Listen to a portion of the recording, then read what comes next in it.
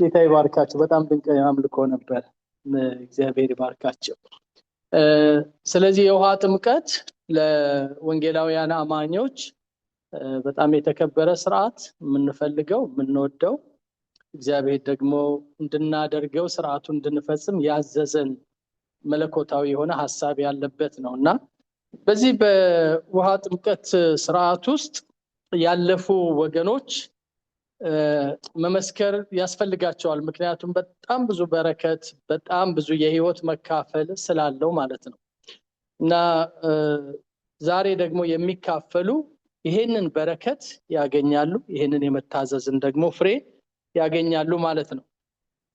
ጥቂት ይሄንን በሚመለከት ከእግዚአብሔር ቃል አንዳንድ ሐሳቦችን እመለከታለሁ። ብዙ ነገር በስዕል የተደገፈ ለማድረግ ሞክሬያለሁ።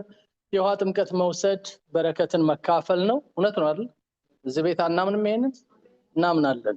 ወንጌላችን ስለሚለን በረከትን መካፈል ነው። የምድርን በረከት ሳይሆን የሰማዩን በረከት፣ የመንፈስ ቅዱስን በረከት፣ የእግዚአብሔርን ጸጋ የመካፈል ነውና ለዚህ ደግሞ የጌታችን የኢየሱስ ክርስቶስ በዮሐንስ እጅ መጠመቅ እሱ በጣም ትልቅ ማስረጃ ነው እና እንደዛ አይነት በረከት ስንካፈል እግዚአብሔር ደስ ይለዋል። የእግዚአብሔርም ሐሳብ ደግሞ በህይወታችን ይገለጣል እና ይህንን በሚመለከት ጥቂት የመጽሐፍ ቅዱስ ሐሳቦችን አብረን እንመለከታለን። ጥምቀት የሚለው ቃል በብሉይ ኪዳን ብዙ አልነበረም፣ በአዲስ ኪዳን ነው ያለው። በአዲስ ኪዳን ስላለ ደግሞ አዲስ ኪዳን መሰረታዊ ዋናው ቃሉ የተጻፈበት ወይ ደግሞ የአዲስ ኪዳን መጽሐፍት በአጠቃላይ የተጻፉበት ቋንቋ ግሪክ ነው። ስለዚህ በግሪክ ባፕቲዞ የሚል ትርጉም ይሰጠዋል። ይሄ ማለት ውሃ ውስጥ ወይ ደግሞ አንድ ነገር ውስጥ ገብቶ መስጠም፣ መዘፈቅ፣ መግባት የሚለውን ትክክለኛ ትርጉም የሚሰጠው ባፕቲዞ የሚለው። ስለዚህ ከጎኑ ውሃ ሲጨምሩ በውሃ ውስጥ ገብቶ መዘፈቅ ወይ ደግሞ ውሃ ውስጥ ገብቶ መስጠም፣ ውሃ ውስጥ ገብቶ መሸፈን የሚለውን ያመጣዋል ማለት ነው። ለመጀመሪያ ጊዜ ይሄን አይነቱን ጥምቀት ያጠመቀ መጥምቁ ዮሐንስ እንደሆነ እናውቃለን። ከመጥምቁ ዮሐንስ በኋላ ነው ጌታችን ኢየሱስ ክርስቶስ ያጠመቀው። ከዛ በኋላ ደግሞ ሐዋርያት ከሐዋርያት ሥራ ምዕራፍ 2 ጀምሮ ሐዋርያት ደግሞ ያንን ቀጠሉ። ከዛ እንግዲህ ላለፉት ኦልሞስት ከ2000 ዓመት በላይ ወይ ደግሞ እንደዚህ እንደ ጎሪጎሪያውያን አቆጣጠር 2025 ዓመት ሙሉ ይሄ ጥምቀት እየተካሄደ ነው ያለው እና በዚህ መልኩ የሚካሄደው ጥምቀት ብዙ ትርጉሞች አሉት። ማንጻት አንደኛው ነው፣ መለወጥ ወይ መለወጥ ሁለተኛው ነው፣ ሶስተኛው ደግሞ መተባበር። የመጀመሪያው ማንጻትን ያመለክታል። የነፍስን፣ የውስጥን፣ የሐሳብን መንጻት ሁሉ ያመጣል። አዘሴም ታይም ደግሞ በዓለም ሆኖ ሰው ለሰራው ስራ ወይ ደግሞ ጌታን ሳያውቅ ላደረገው ነገር ሁሉ ያንን መቃብር ውስጥ ከቶ ከዛ በኋላ በትንሳኤ አይነት ስፒሪት የሚነሳበት ማለት ነው። ስለዚህ ቶታሊ የአእምሮ የውስጥ አስተሳሰብ ነፍስ ውስጥ ያለ መንጻትን ያመጣል። መለወጥ በተለይ ዮሐንስ ሲሰብክ በብዙ ይናገራል። ወደ ጥቅሱ እንዳልሄድ ነው፣ እናንተ ጥቅሶችን ታነቧቸዋላችሁ። መለወጥ የሚለው ምንድነው? ዮሐንስ ሲያጠምቅ እንደዚህ እያለ ነው የተናገረው አይደለ? ወደሱ የሚመጡ ነበሩ፣ ፈሪሳውያን ይመጣሉ፣ ጸሐፍት ይመጣሉ፣ ሰዱቃውያን ይመጣሉ። አዘሴም ታይም ደግሞ የሮማ ወታደሮችና በጊዜው የነበሩ ጀነራሎች ሁሉ ይመጣሉ፣ ማለት ኃላፊዎች ይመጣሉ እና እነሱን ተለወጡ ነው የሚላቸው። ያላችሁ ይብቃችሁ፣ ሁለት ልብስ ካላችሁ አንዱ ልብስ ስጡ፣ ደመወዛችሁ ይብቃችሁ፣ ጉቦ አትቀበሉ፣ ላይፋችሁ ይለወጥ፣ አመለካከታችሁ ይለወጥ እያለ ነበር የሚያጠምቃቸው አይደል? ቃሉን ስናነበው እንደሱ ነው። ስለዚህ ጥምቀት የወሰደ ሰው ህይወቱ ካልተለወጠ ያ ጥምቀት አልጠቀመው። ስለዚህ ሰው ማቹር ሆኖ አውቆ ገብቶት መጠመቅ አለበት ብላ ቤተክርስቲያን የምታምነው። በእርግጥ ኢንፋንት ባፕቲዝም የሚያምኑ ኢቫንጀሊካል ቸርቾች አሉ። ግን በእኛ ባለንበት አሁን በእኛ ባለንበት ተቋም ውስጥ አንድ ሰው ከገባው ከተረዳ በኋላ ነው መጠመቅ ያለበት። ምክንያቱም ከጥምቀት በኋላ ለውጥ አለ። እንደውም ዮሐንስ ከማጥመቁ በፊት ነው ተለወጡ እያለ የሚላቸው። ምን እናድርግ ይሉታል ሊጠመቁ ሲመጡ? ንስሐ ግቡ፣ ተቀየሩ፣ ተለወጡ፣ ንፉጎች አትሁኑ፣ ያላችሁን ስጡ፣ ትርፍ ካላችሁ ለሌላው አካፍሉ፣ ደሞዝ ካላችሁ ይበቃችኋል፣ ጉቦ አትውሰዱ፣ አታውኩ ማህበረሰቡን፣ አትበጥብጡ ሶሳይቲውን። እንደገና ደግሞ በህብረተሰቡ መካከል ጥሩ ስምና ጥሩ ነገር ይኖራችሁ፣ አምላካችሁን አስከብሩ ያሌላቸዋል። ስለዚህ መለወጥ የሚል ጽንሰ ሐሳብ አለው ማለት ነው ጥምቀት ውስጥ። ለመለወጥ ደግሞ ሰው አዋቂ መሆን አለበት። የቱ ክፉ የቱ ደግ፣ የቱ መጥፎ የቱ መልካም፣ የትኛው ትክክል ያልሆነ መሆኑን ማወቅ መቻል አለበት። ሶስተኛው በተለይ ሐዋርያው ጳውሎስ በጣም ደጋግሞ የሚያስተምረው መተባበር ነው። የተጠመቀ ሰው ከዓለም ጋር ያለውን ግንኙነት ዓለማዊ የሆነውን ሐሳብ ያንን ፈቶ ወይ ተፋቶ ወይ ያንን ክዶ ከክርስቶስ ኢየሱስ ጋር አንድ የመሆን የመተባበር ከአካሉ ጋር የመተባበር ስሜት ወይ ደግሞ ድርሻ እንዳለው በሮሜ ምዕራፍ 6 ላይ በዝርዝር ጽፎልናል። ስለዚህ በጥምቀት እኮ ሞቱን በሚመስል ሞት ትንሣኤውን በሚመስል ትንሣኤ አድርጋችሁ በመጠመቅና ውሃ ውስጥ ገብቶ በመውጣት ከክርስቶስ አካል ጋር ተባብራችኋል ይላል። ቆላስይስ ምዕራፍ 2ንም ይሄንኑ ያነሳ ይነግረናል። ስለዚህ መተባበርን የሚመለከት ነገር ያመለክታል ማለት ነው። መተባበር ሲል በፊት ከተባበርንበት ቦታ ተላቀን አሁን የምንተባበረው ከክርስቶስ አካል ጋር ይሆናል። ይህ መተባበር እንግዲህ ሌላም ትርጉም አለው። ከቤተ ክርስቲያን ጋር፣ ከጉባኤ ጋር፣ ከቅዱሳን ጋርም መተባበርን ያመለክታል ማለት ነው። ለምሳሌ ቤተክርስቲያን እኛም መካከል ያሉ እዚህ የሁለት ቤተክርስቲያን አባሎች ነን ያለነው፣ መሪዎችም አሉ። ቅዱስ ቁርባን ሳይወስዱ የጌታን ገበታ እንዳይወስዱ ቤተክርስቲያን በዛ አይነት መተዳደሪያ ደንብ ታምናለች። ምን ማለት ነው? ከጌታ ገበታ ጋር መተባበር የሚችሉ ጥምቀትን የወሰዱ ናቸው ተብሎ ነው። በእምነት ሊበልጡ ይችላሉ፣ ጌታን በመከተል ሊበልጡ ይችላሉ። ግን ባፕቲዝም በጣም ኢምፖርታንት ነው። መተባበርን ያመለክታል። ይሄ መተባበር በሐሳብ ልንተባበር እንችላለን ወይ ደግሞ በእምነትም ልንተባበር እንችላለን። ነገር ግን ፕራክቲካል የሆነ ቴስቲሞኒ ያስፈልጋል። በሰዎች ፊት በእግዚአብሔር ፊት ያንን ጥምቀት ሲወስዱ፣ የውሃ ጥምቀት ሲወስዱ ኦልሬዲ ከዛኛው ከነበሩበት ወይ ከቀደመው ነገር ወጥተው አሁን ህብረታቸው መተባበራቸው ከእግዚአብሔር ሕዝብ ጋር ከቤተ ክርስቲያን ጋር ነው የሚለውን ያን ጽንሰ ሐሳብ ይይዛል። እንግዲህ እነዚህ ነገሮች ቀኑ ስለሆነ ነው የምንነጋገረው እንጂ አናውቃቸውም ማለት አይደለም። እናውቃቸዋለን። ግን ደግሞ የምናውቀው የእግዚአብሔር ቃል ደግሞ ሁልጊዜ በተሰበከ ቁጥር የተጠመቅን እንኳን ተጠመቅን እንኳን ይሄን እድል አገኘው እንላለን። ጥምቀቱን ያላገኘን ደግሞ መቼ ነው የኔ ተራ ብለን ደግሞ እንላለን። እኔስ በወስደው ይሄንን ጥሩ አይደለም ወይ ብለን ደግሞ ወደዛ እናረጋለን። ወስደነው እንደዚሁ ደግሞ በዚህ ስርዓት ውስጥ ብዙ ያለፍን ከሆነ ደግሞ ልጆቻችንስ በምን ኮንሴፕት ነው እንዲወስዱ የምንገፋፋቸው? ወይ ደግሞ ይህን አይነት ውሳኔ እንዲወስኑ ለመጪው ትውልድ ጠንከር ያለ ስር የሰደደ ወይ ሁልጊዜ እየደጋገምን ያሰላሰልነውን እውነት መንገር ካልቻልን አንዳንድ ጊዜ ኬርለስ እንሆናለን።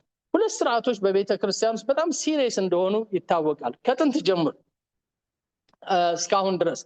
አንደኛው ይሄ የምታዩት የጌታ ገበታ ነው።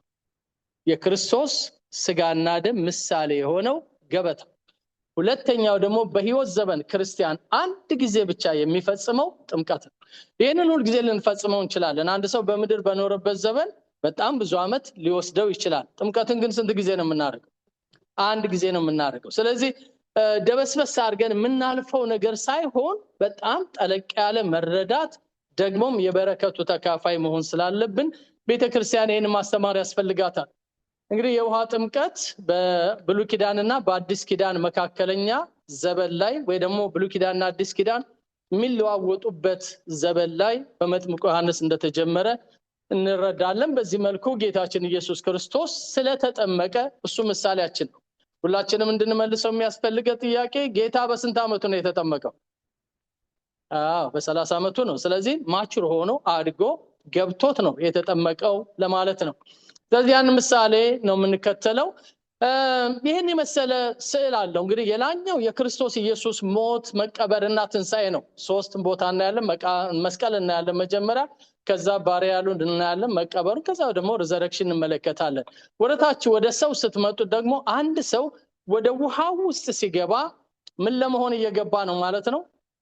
ለመቀበር እየገባ ነው። መቃብር ውስጥ ለመግባት እየገባ ነው ማለት ነው። ከመቃብር ውስጥ ከውሃው ውስጥ ሲወጣ እየተነሳ ነው ማለት ነው ለአዲስ አካል። ጌታ ይባረክ። ተማሪዎቻችን ይሄንን በደንብ ተምረው አልፈዋል። ግን ደግሞ እንደዚህ በጉባኤ ሲነገር ለሁላችንም የሚሰጠን ግንዛቤ አለ። ጥምቀት በራሱ አያድንም። ግን የዳነ ሰው ደግሞ ሊፈጽመው የሚገባ መለኮታዊ ትእዛዝ። አሜን። አያድንም። ጥምቀት የሚያድነው የጌታችን የኢየሱስ ክርስቶስ ደም ነው። የሱ መስዋዕትነት ነው። የሱ መስቀል ነው። ጌታ ይባረክ።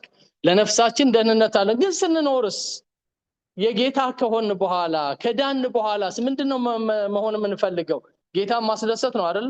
ጌታ ያለን ብትወዱኝ ትእዛዜን ጠብቁ ብሎናል። ስለዚህ አንዱ ትእዛዝ በማቴዎስ 28 ላይ እንደተናገረው እንግዲህ ወደ ዓለም ሁሉ ሄዱ፣ ስልጣንን ሰጥቻችኋለሁ፣ ያስተማርኳችሁን ነገር እያስተማራችሁ ደቀ መዛሙርት ያድርጓቸው ይላል አይደል? ግን እዛውስ ምን አለበት? በአብ በወልድ በመንፈስ ቅዱስ ስም ምን እያደረጋችሁ እያጠመቃችሁ ደቀ መዛሙርቴ አድርጓቸው። ስለዚህ የጌታ የኢየሱስ ክርስቶስ ትእዛዝ ነው። ባፕቲዝምን በዚህ መልኩ ነው የምንረዳው። በተለያየ መልኩ ልንጠመቅ እንችላለን። ጥሩ ውሃ ላይ ደግሞ የማይመች ሁኔታ ላይ ሊሆን ይችላል። ኤኒዌይስ ውሃ እስካለ ድረስ ጥምቀትን መውሰድ በጣም ያስፈልጋል። ዛሬ እንግዲህ በዚህ ባለንበት ቦታ ውሃው ስለተገኘ ከሮችስተርም ወደዚህ መጥተዋል። ለማጥመቂያ ምቹ ስለሆነ እዚህ ውሃ ባይኖር ኖሮ ውሃ ያለበት ምድር ጫፍ ድረስ እንሄድ ነበር።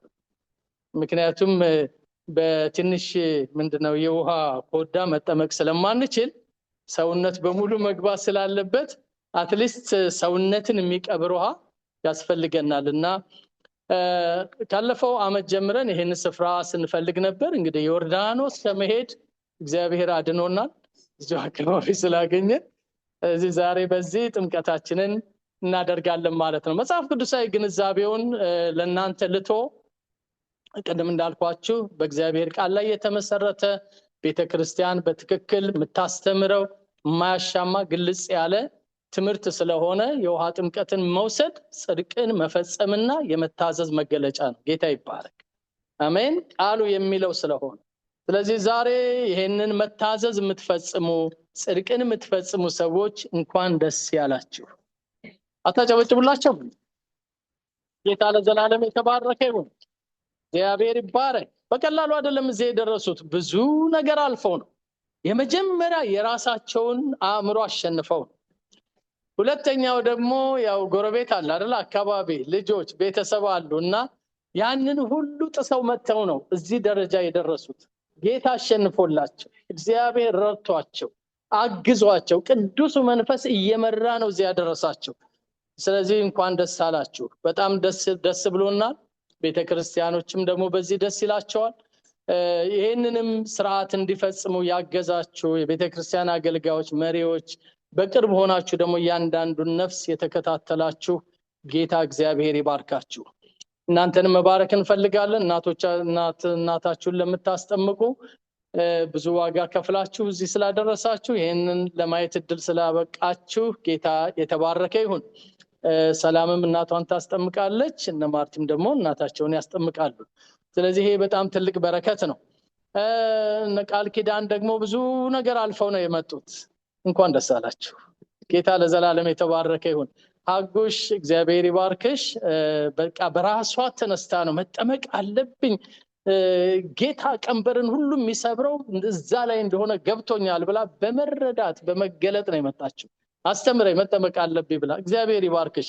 ለነዚህ ለጠራዋቸው ሰዎች ሁሉ እንደገና ደግማችሁ እንኳን ደስ አላችሁ ትላችኋላችሁ። ጌታ የተባረከ ይሁን። እግዚአብሔር የተባረከ ይሁን። ምክንያቱም በትምህርት ጊዜያቶቻችን የምናልፍባቸው ብዙ ነገሮች ስለነበሩ ከዚህ በፊት በዚህ ቤተክርስቲያን ቢቨር አይላንድ ላይ አጥምቀናል። ስለ ተጠማቂዎች እንድትዘጋጁ ነው። ውቅያኖስም ውስጥ መጠመቅ ይቻላል። እዚህ ግማሾቹ እዚህ ቤተክርስቲያን አሉ የተጠመቁ። እንደዚህም አይነት ቦታ ሰዎች ተጠምቀዋል። ይሄ ደስ የሚል ነው አይደል? ደስ ይላል። ምክንያቱም ውሃ ፈልገን አጣን እና ስናጣ የግድ ወንዝ ፍለጋ መሄድ ነበረብን። 1 ሰዓት ያክል ተጉዘን ይችን የደፈረሰች ውሃ አገኘን እና ወደ 50 የሚደርሱ ተጠማቂዎች ነበሩ። በቃ ገብተን አጥምቀን እዚህ ውስጥ። ክብር ለኢየሱስ ይሁን። ደስ አይልም? አሜን። ስለዚህ ድፍርስም ውሃ ውስጥ እናጠምቃለን፣ ንጹህ ገንዳ ላይ እናጠምቃለን፣ ውቅያኖስም ላይ እናጠምቃለን። ክብር ለኢየሱስ ይሁን። ልባችሁ እንዲበረታታ ነው። የቤተ ክርስቲያን ማንዴት ስለሆነ ነው ይሄን ማሳያችሁ። ሌሎች ብዙ ስዕሎችን ላሳያችሁ እችላለሁ፣ ግን አንዱ ማንዴታችን ይሄንን ስርዓት መፈጸም ነው። ጥምቀት በጣም የከበረ ስርዓት ስለሆነ ዝም ብለን ብድግ ብለን እርስ በርስ የምንወስደው አይደለም። ምክንያቱም ያንን እንዲያደርጉ የታዘዙ ሰዎች የሚፈጽሙት ነው።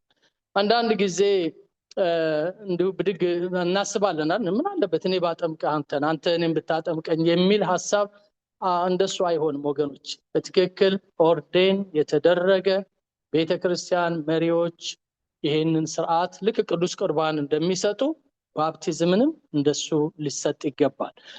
ካቀለላችሁት ማንኛውም መንፈሳዊ ነገር ይቀላል፣ ተራ ይሆን። ካከበራችሁትና ደግሞ ክብሩን ከሰጣችሁት ያ በረከት ወደ ህይወታችን ይመጣል። መጥምቁን ዮሐንስ የመሰለ ከሴቶች ከተወለዱ እሱን የመሰለ ነብይ ማንም የለም አይደል? ጌታ ኢየሱስ ክርስቶስ ወደ እሱ ጋር ነው ሄደና እባክህ ፍቀድልኝ ነው ያለው። ፈቀደለት። ከዛ ወዲያውኑ ኢየሱስ ደግሞ በላኛው በሲኖስ ሀገር በተባለ ውሃ ባለበት ቦታ ይላል ኢየሱስ ደግሞ ራሱ ማጥመቅ ጀመረ። ያንን ደግሞ ኃላፊነት ላስተማራቸው ሐዋርያትን የሰጠው። ስለዚህ ዛሬም ክብር አለው። አሜን። ዛሬም የከበረ ስርዓት ነው የምታደርጉት። ይሄንን ለማየት የመጣችሁ ወገኖች አብራችሁ ቆማችሁ እግዚአብሔር አምላክ ይባርካችሁ። ይሄ በጣም ትልቅ ስራ ስለሆነ እንደኛ እንደ አብረን እንዳለንበት እንደዚህ በዚህ አካባቢ እንዳሉ የአበሻ ቤተክርስቲያናት ይሄንን በጣም ስትሮንግሊ የምናምንበት ልጆቻችንም አድገው ነፍስ አውቀው እንዲጠመቁ የምንገፋፋበት የምናስተምርበት ጎረቤቶቻችንም ካሉ ለሌሎችም ደግሞ ይሄንን የምንነግርበት በተለይ ማርቆስ 16 ያመነ የተጠመቀ ይድናል። ጌታ ለዘላለም የተባረከ ይሁን። ያን የምንልበት ነው። ስለዚህ ከጥምቀት በኋላ እንደዚህ አይነት ሰርቲፊኬት ይሰጣቸዋል። በህይወታቸው ዘመን ሁሉ ይህን ሰርቲፊኬት ሲያዩ አንድ ቀን ተጠምቄያለሁ ይላል ማለት ነው። ጌታ ይባረክ። እዚህ ላይ ነው የማቆመው። ሁላችንም እንቁምና እንጸልያለን።